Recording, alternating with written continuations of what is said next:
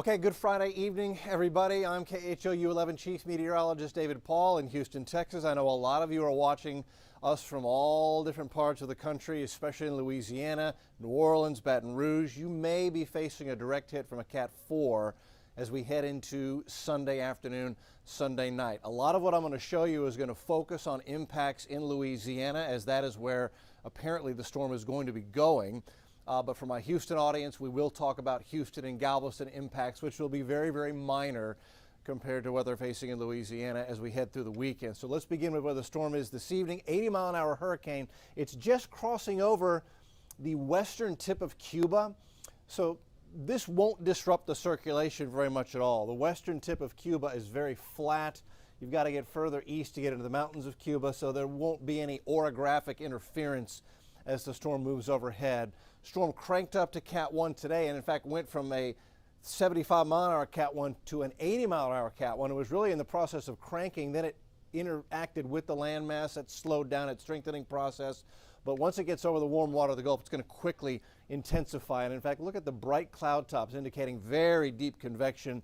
I think it's already tapping into some of that warm water of the Gulf of Mexico. Visible satellite today, and this is visible, and at this time of the evening we're losing the sunlight, so that's why the imagery disappears. But one thing you can see from the images we've had from the late afternoon is that we're getting more symmetrical. We have clouds building on the southwest side of the storm.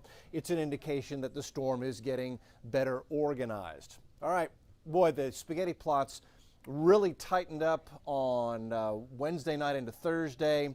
And now here we are Friday, and they are very much in consensus that it is going to be southeast Louisiana that is most likely to take a direct hit from the hurricane. And then after that, it's going to make a sharp turn to the north and east, move up the spine of the Appalachians. That may cause a significant inland flooding threat as we get into the middle part of next week for Tennessee, Kentucky, and the Virginias, in particular West Virginia, Atlanta. You may also have some heavy rain from that in the middle of next week. Tropical storm watches and warnings are in orange. You've got hurricane warnings in pink, and of course that includes Cuba, where there's a hurricane sitting on them right now. And of course the southeast Louisiana area under a hurricane warning. That includes Lake Pontchartrain, and it also includes the New Orleans area.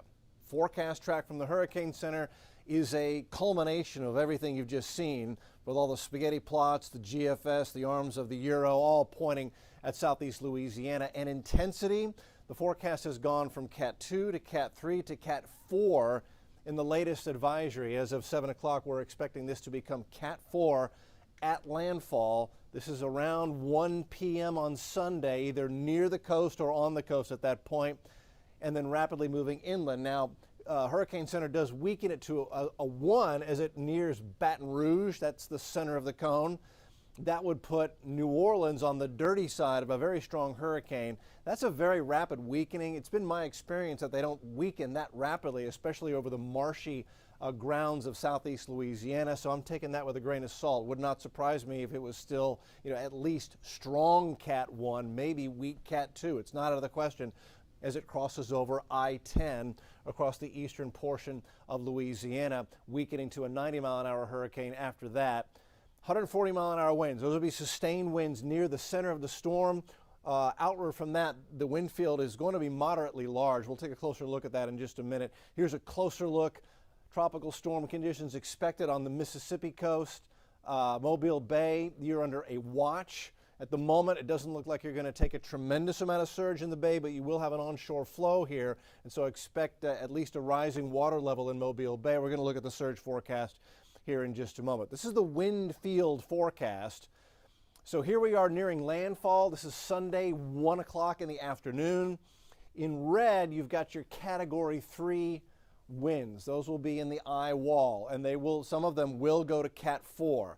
It appears that this particular wind forecast model is from the Hurricane Center, but they haven't quite caught up with the Cat 4 forecast. There will be some Cat 4 winds, especially on that northeast side. And at 1 o'clock in the afternoon, so here we go, these are tropical storm force winds beginning to reach New Orleans and the I-10 corridor. We go into the early evening, well, mid-evening, 8, 9 p.m. The storm is well inland now. Here's Baton Rouge getting in on tropical storm, almost Cat 1 hurricane winds. New Orleans is near Cat 1 hurricane winds going into Sunday evening, Sunday night. Franklin hurricane force winds. Lafayette, you're going to be in tropical storm force winds at that point.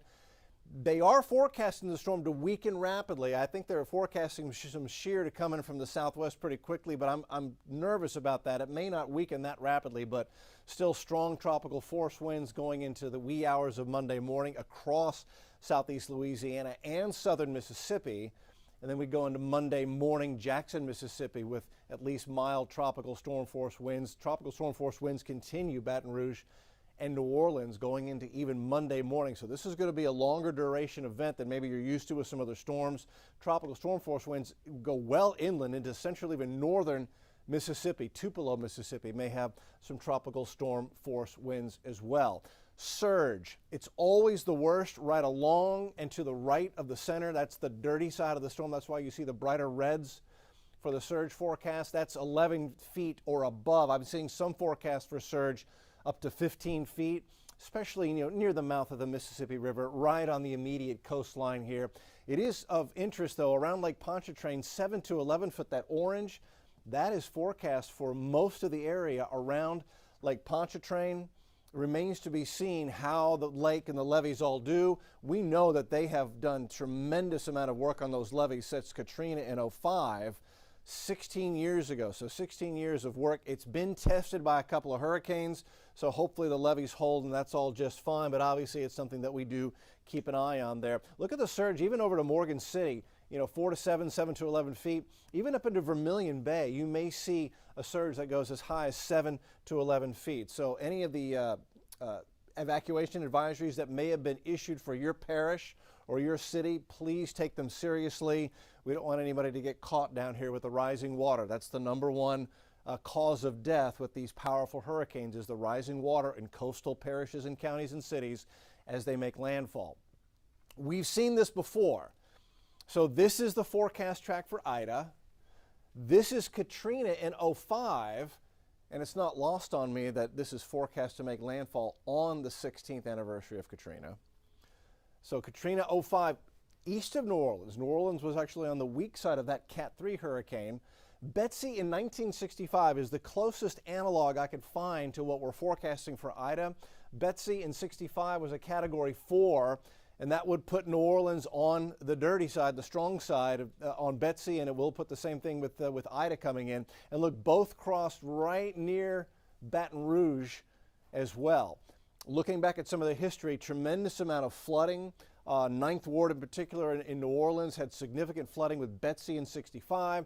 So if you have loved ones who were around for this storm, Betsy in 1965, give them a call. Let them know another one is coming and ask them what it was like to maybe help you prepare as this storm approaches here. So we've seen this track before, but not since 1965 have we had a hurricane as strong as Ida, at least is forecast to be.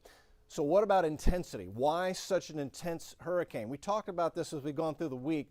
Sea surface temperatures, especially up here in the northern Gulf, running 88 to 91 degrees. I mean, that's almost bath water.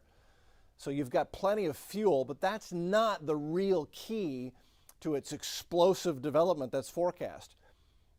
It's the upper level wind pattern. You could have sea surface temperatures at 100 degrees.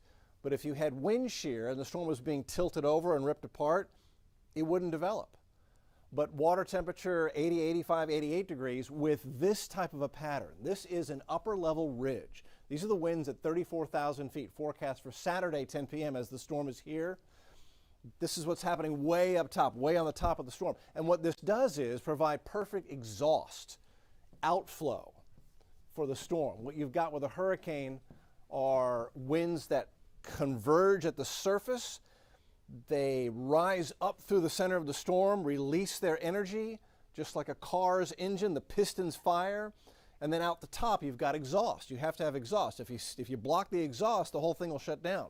This provides really perfect exhaust. Let's see, MagnaFlow is a company that makes custom exhaust. This is like having custom exhaust on your car. It increases the amount of airflow through the engine, through the heat engine that is a tropical storm and hurricane.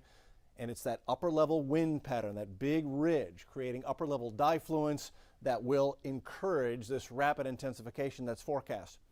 GFS and the Euro have come into very tight agreement bringing hurricane near the southern tip of Louisiana as we head into the day on Sunday. Near landfall going into 7 o'clock or so. We've got the American models already on shore. The Euro is a little bit behind it, but this is as close as the two models have been since we've been looking at this for more than a week now. By 3 a.m. the storm is moving inland and then not forecast to sit. It's going to move up the Mississippi River and then into the Appalachians. But with that orographic lifting then over the Appalachians, that will be a significant inland flood threat from Memphis to Cincinnati to maybe all the way to Washington, D.C. Certainly the Virginias and the mountains north of Atlanta into Tennessee could see significant rainfall. We'll look at the rainfall forecast in just a moment. These are the two battling high pressure areas, the two mountains of air that are going to guide the storm. This is the big picture.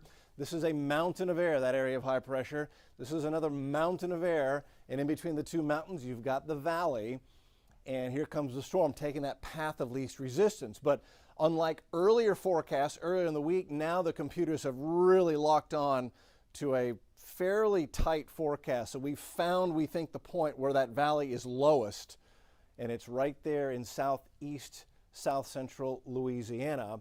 Storm actually wraps up around the western edge of that little ridge of high pressure, and that helps to pull it northeast into the mid-Mississippi and Tennessee Valley.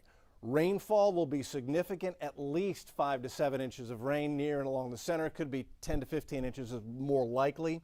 Some of those spots, so again, lots of street flooding from the rain coming down inland, not the surge on the coast, but the rain inland. This puts a pretty good amount of rain all the way into Mississippi, Alabama, panhandle of Florida. It does not bring a whole lot of rain to Houston or East Texas, but we will see scattered showers there. And as the track continues to move inland, as a remnant low, still significant rain, 5 to 7 inches of rain, Memphis, Tennessee, getting into Kentucky as well.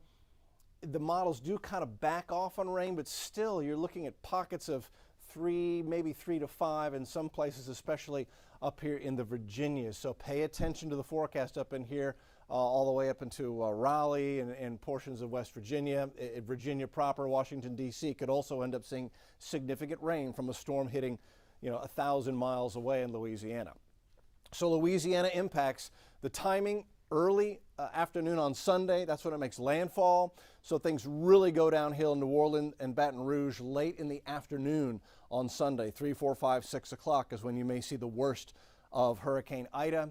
Landfall again, southeast Louisiana as a Category 4. Winds of 140 miles an hour to up to 157 is the top range of a Cat 4. Above that it goes to Cat 5. Let's hope it doesn't get to there, but it is under perfect conditions for intensification. Storm surge of 7 to 11 feet near the coast, mouth of the Mississippi. Tornadoes, these things spin off dozens of tornadoes as the frictional element of that twist, that vorticity, interacts with the surface. And so you get you'll see dozens of tornadoes with this. Very little or no warning. Just understand that you just want to hunker down if you're inland and staying put inside, away from windows. First floor of the home or business is the safest place to be to ride this out. And inland rainfall 6 to 12 inches of rain. Now for my Houston audience, we don't get much. Light north breeze, partly cloudy, hot. There will be scattered showers, often on inland and on the coast. And on the coast, if you're going down to the beaches this weekend, Galveston, Baldwin Peninsula, wave activity will be increased 3 to 5 feet. Swells coming in, that's from Ida, even though Ida is 350 miles away from Houston. And rip currents will be the biggest threat for swimmers. The water piles up on the beach for a little bit and then can all rush out in a channel, and that can take you with it. Be very careful. Watch those inexperienced swimmers like a hawk. Questions, comments, hit me up on social. Our thoughts and prayers are with everybody in Louisiana, New Orleans, Baton Rouge, all interior areas, southern Mississippi as well for heavy rain. Take all of the local warnings and evacuation orders or suggestions seriously, and we will watch it like a hawk and be back with another update on Saturday and on Sunday. We'll be with you over the weekend.